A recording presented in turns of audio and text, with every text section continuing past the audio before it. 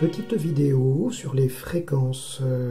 On parle beaucoup de fréquences en termes de musique en particulier. Et je voulais faire cette vidéo parce qu'il y a des incompréhensions, j'ai l'impression, autour de ce qu'on appelle les Hertz, les 432, les 440, les 450. 429,65, vous verrez aussi Hertz pour le La. Et j'avais envie de préciser un petit peu tout ça. Il y a un certain nombre de fréquences qui peuvent être utilisées pour le La, mais il faut d'abord comprendre ce que c'est qu'une fréquence et comment ça se mesure, qu'est-ce qui se passe physiquement. Tout le monde ne connaît pas forcément cela. Et après, j'aborderai un chapitre un peu plus magique, entre guillemets. J'ai d'autres vidéos en préparation qui seront encore un peu plus sur les mystères et ces choses que vous aimez, bien sûr. Ça peut être une fréquence lumineuse. Là, on va parler précisément dans ce chapitre-là d'une fréquence en termes de son, mais sachez que ça peut être appliqué à bien des domaines, les fréquences.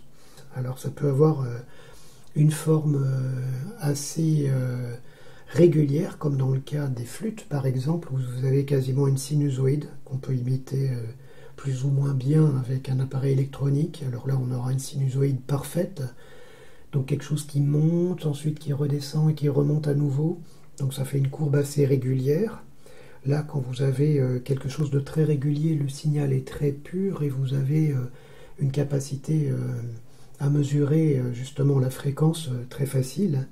Mais bien sûr, cette courbe peut être modulée. À l'intérieur même d'un battement, vous pouvez avoir des petites modulations, donc des petites courbes intermédiaires, qui vont se répéter d'un motif à un autre, et c'est pour cela que vous allez pouvoir distinguer une même note, un La ou une autre note, peu importe, jouée soit par un piano, par un violon, chantée par une voix humaine. Voilà, donc vous avez en fait des petites modulations qui sont également perçues par le tympan, et qu'est-ce qui se passe en fait? Que perçoit en fait notre tympan? Il perçoit des colonnes d'air qui se propagent depuis l'instrument ou la corde vocale ou quoi que ce soit qui produit ce phénomène périodique jusqu'à lui, et il est capable d'analyser ces variations et même la présence de plusieurs fréquences mélangées. C'est vraiment un outil extraordinaire. Je ne sais pas si vous saviez, mais on a pu mettre en évidence, même scientifiquement, après on s'en fout, est-ce qu'on a besoin vraiment des scientifiques pour ça, mais on a pu mettre en évidence que lorsqu'on écoute attentivement, le canal auditif est plus ouvert. Il y a réellement quelque chose qui se modifie et qui ouvre le canal auditif. Et le tympan perçoit beaucoup mieux les sons dans ces cas-là que lorsqu'on ne fait pas attention. Donc ça aussi, c'est une indication pour savoir que la musique, c'est pas seulement la personne qui émet avec son intention, c'est aussi la personne qui reçoit et la façon de recevoir les choses. Venons-en au La. Pourquoi est-ce que le La n'a pas toujours été à la même hauteur? Il semblerait qu'on ait voulu mettre de plus en plus d'aigus parce qu'on a quelque chose de plus éclatant dans un orchestre d'une manière générale quand il y a un peu plus d'aigus. Et puis les graves, ça fait souvent une voix un peu sourde, hein. Quand on parle un petit peu comme ça, bon, on ne peut plus comprendre grand-chose. Donc effectivement, quand on chante en particulier, c'est important de pouvoir bien comprendre. Et c'est vrai que si les graves sont profonds et se propagent très loin, très facilement, ils sont plus difficiles souvent à comprendre, en particulier quand on chante, par exemple, quand il y a des paroles. Et d'ailleurs, au sujet des fréquences, il y a une autre chose amusante, c'est qu'on chante beaucoup en italien parce qu'il y a beaucoup de A, de O, de I. Évidemment, lorsqu'on chante, c'est plus facile de finir sur un A ou un O que sur un sh. Voilà. Et de faire durer le son. Et ceci mis à part, le fait qu'il y ait ces voyelles a rendu, par exemple, l'italien un peu plus aigu d'une manière générale. Lorsque les Italiens parlent, lorsqu'on les enregistre, on remarquera que les voix sont un peu plus aiguës que les Français souvent, et qui elle-même est une langue qui est moins aiguë que celle des Russes par exemple, où il y a beaucoup de R roulés, et le fait de rouler des R ou d'avoir certains sons dans une langue imprime aussi quelque chose au niveau des cordes vocales et fait qu'elle sera plus ou moins haute. Donc revenons à nos fréquences. Si vous avez un certain nombre de battements par seconde, vous avez la perception d'une certaine hauteur de ton. Donc quand on dit par exemple un La à 440, il est à une certaine hauteur. 432, c'est un peu plus grave en fait. Plus le battement est lent, le battement de la corde ou de l'instrument, peu importe, qui fait vibrer l'air est lent, et plus on le perçoit vers le bas.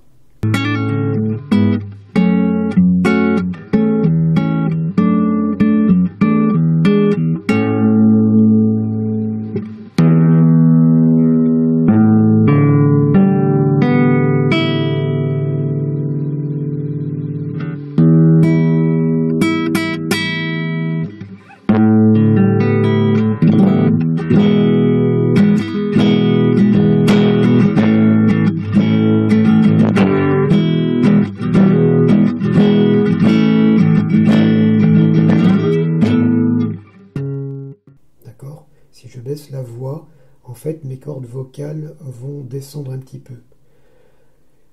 Et c'est cette flexibilité des cordes, alors qu'ils sont plus ou moins tendues dans le cas d'une corde vocale ou d'une corde d'instrument. Lorsque l'on tend une corde d'instrument, elle devient plus aiguë, ou alors lorsque vous la raccourcissez. Si vous prenez une règle, par exemple, métallique, et que vous la faites sonner au bord d'une table, ce qui énerve énormément les professeurs en général, ils n'aiment pas ça du tout, vous faites et vous la raccourcissez sur la table et vous remarquerez qu'elle va vers les aigus. Et bien lorsque vous raccourcissez cette règle de moitié par rapport à la partie qui était mobile, vous êtes monté déjà d'une octave. Quand vous passez d'un Do d'une certaine fréquence à un autre Do, qui est au-dessus, donc plus dans les aigus, vous avez monté d'une octave. Quand vous faites Do, par exemple, là je vais le faire, et vous faites le Do au-dessus, et si vous faites le Do encore du dessus, vous voyez, et ce découpage-là, donc là je vais en dessous, et puis je vais encore en dessous. À partir de là, on a fait des découpages à l'intérieur, le fameux Do, Ré, Mi, Fa, Sol, La, Si, Do, de notre musique occidentale, je précise bien occidentale, parce que c'est pas pareil partout, est un découpage arbitraire en fait, quelque part. Il y a des écarts qui sont pas complètement réguliers, vous avez remarqué par exemple sur un piano que vous avez des touches blanches et des touches noires, et qu'il y a des endroits où il n'y a pas de touches noires entre deux touches blanches. C'est dû au fait que les écarts entre les notes ne sont pas réguliers dans notre gamme. Quand vous faites Do, Ré, Mi, Fa, entre le Mi et le Fa, par exemple, vous n'avez qu'un demi-ton. Vous voyez, entre Mi et Fa, vous avez le même écart qu'entre le Fa et le Fa dièse. La touche noire qui est juste au-dessus. Si je fais que des demi-tons, au lieu de un ton, un demi-ton, comme dans notre gamme, on va avoir... D'accord ? Donc, en fait, vous avez cet effet d'écart très petit quand vous passez d'une touche blanche à une touche noire qui suit, et à nouveau à une touche blanche. Si vous prenez vraiment les notes dans l'ordre où elles sont, vous allez voir que vous n'avez que des écarts tout petits. Alors, je ne vais pas venir sur la théorie musicale complète parce qu'il faudrait des heures et des heures d'explication.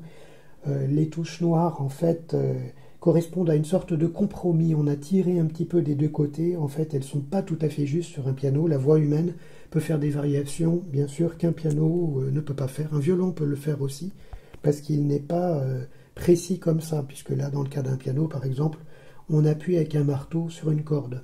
On n'a pas beaucoup de choix, on ne peut pas la tendre autrement. Donc lorsqu'on règle le La, lorsque l'on règle un La à 440 Hz, comme apparemment cela a été fait à la Seconde Guerre mondiale, on a un La qui est un peu plus aigu que le 432 Hz qu'on avait avant, mais il faut savoir qu'il existe aussi d'autres fréquences qui peuvent être utilisées. Marc Henry parle par exemple de la fréquence de l'eau, qu'il a calculée à 429,65 Hz. Oui, vous pouvez avoir des battements à virgule, puisque c'est une mesure arbitraire, hein, on pourrait parfaitement mesurer le temps en autre chose que des secondes, c'est purement humain.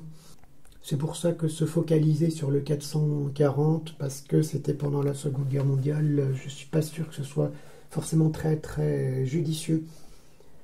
En fait, il y a aussi le 450 Hz qui est prétendu être la fréquence de l'amour. Je trouve ça un petit peu pompeux. Donc 450, c'est encore un peu plus aigu. Ça veut dire qu'on tire encore un peu plus le La et donc toutes les autres notes. Il y a une chose que vous devez savoir aussi, c'est qu'une corde, elle est étudiée pour une certaine tension en réalité.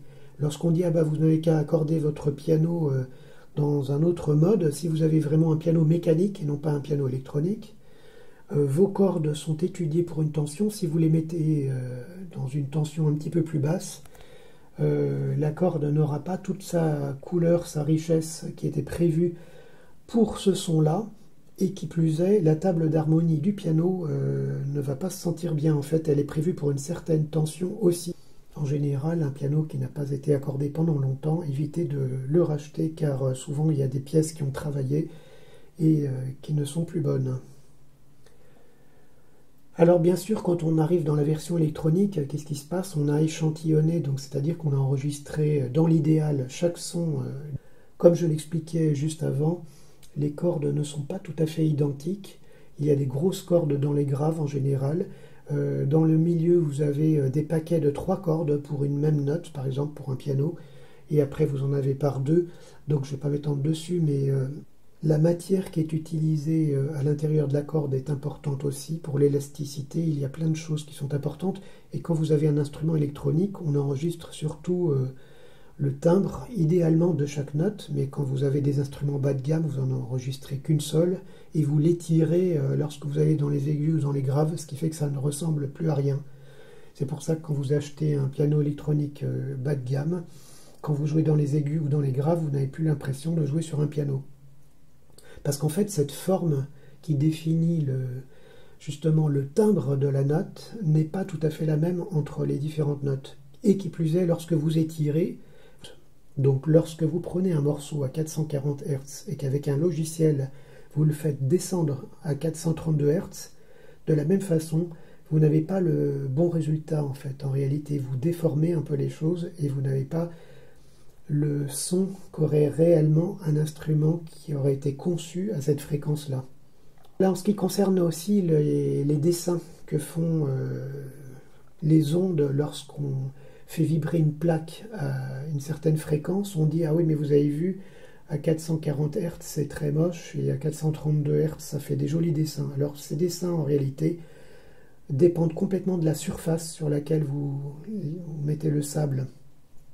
Ces dessins se forment sur une surface donnée, et lorsque vous changez la surface sur laquelle vous mettez votre sable, en réalité, les dessins peuvent être différents. Vous pouvez avoir de très beaux dessins aussi avec du 440 Hz, si vous changez tout simplement la taille de votre table, donc mettre en évidence que le 440 est mauvais de cette façon, cela me fait penser un petit peu à ce que certains utilisent comme la gématrie. Alors certes, ils font appel à leurs intuitions parfois pour aller chercher tel et tel mot pour mettre le nom d'une personne, et de temps en temps ils vont mettre le prénom, de temps en temps ils vont rajouter son âge ou la couleur de leur chien, donc j'exagère mais c'est un peu ça. Et il se trouve qu'en faisant le calcul, à l'arrivée, vous voyez, on prouve soi-disant quelque chose. Moi, la gématrie, je trouve ça limite à ce niveau-là. Je ne dis pas que les gens ne peuvent pas avoir des intuitions. Ça m'est déjà arrivé de trouver exactement un son que je cherchais en me branchant sur mon intuition et en laissant ma main aller exactement à un endroit d'une vidéo. J'en avais parlé une fois. Nous avons des capacités intuitives, c'est indéniable, mais nous pouvons les utiliser d'une façon qui n'est pas forcément saine en réalité. On ne se rend pas forcément compte qu'on est branché réellement sur la fréquence du cœur.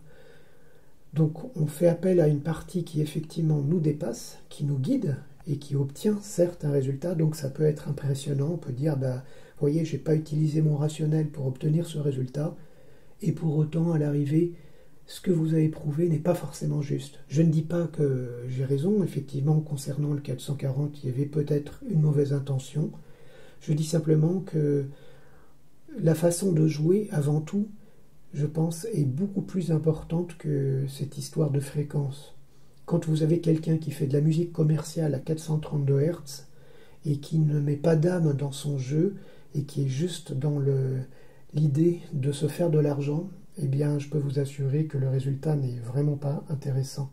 Il y a un article sur le site Slate qui n'est pas forcément toujours une référence, hein, je dois dire, sur certaines choses, mais intéressant, qui dit que pour la musique du XVIe siècle, on utilise le La 466 Hz, donc carrément bien au-dessus. Pour le baroque vénitien, plutôt le 440, le baroque allemand, type Telemann, Jean-Sébastien Bach, etc., ça serait plutôt le 415. Quelqu'un qui jouerait sur un instrument accordé à 440 Hz en y mettant tout son cœur, je peux vous assurer que c'est très très touchant. Pour le baroque français, on s'accorderait apparemment plus sur le La à 392 Hz.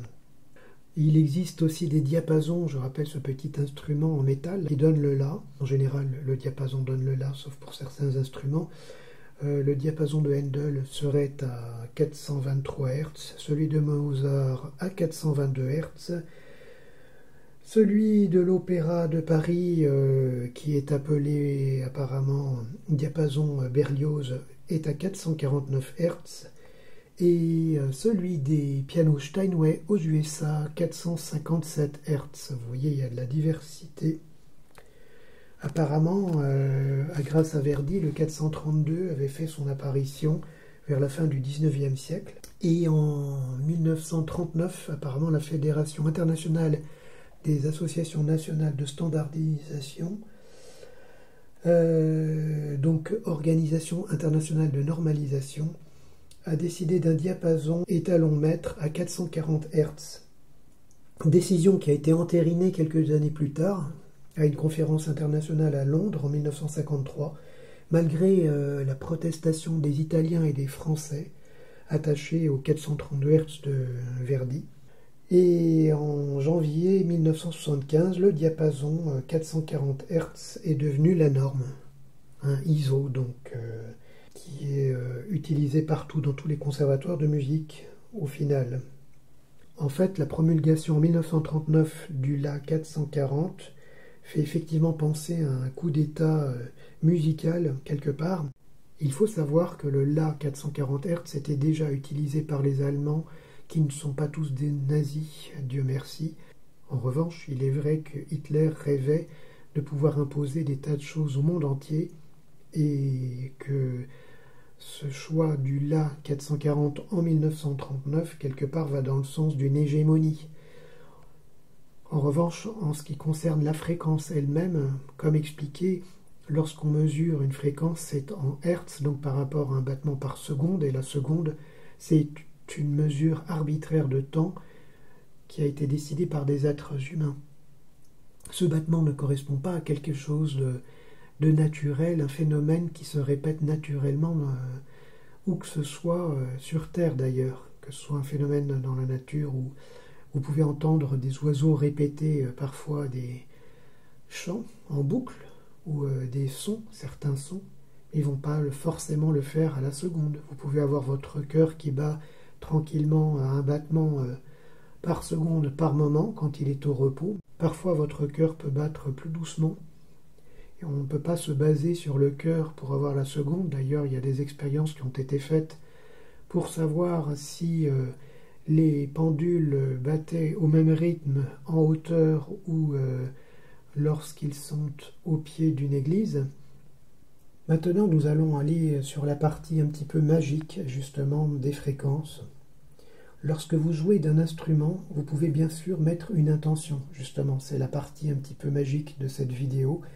Hier, je ne sais pas si vous avez participé à ce que proposait Anne Givaudan, de jouer ou d'émettre un son simplement avec votre voix, avec une intention d'amour, mais vous sentirez que vous portez vraiment une énergie. On dit souvent dans les textes religieux, au commencement était le verbe, et effectivement, on entend par là une fréquence en réalité, parce que la fréquence, elle porte une énergie.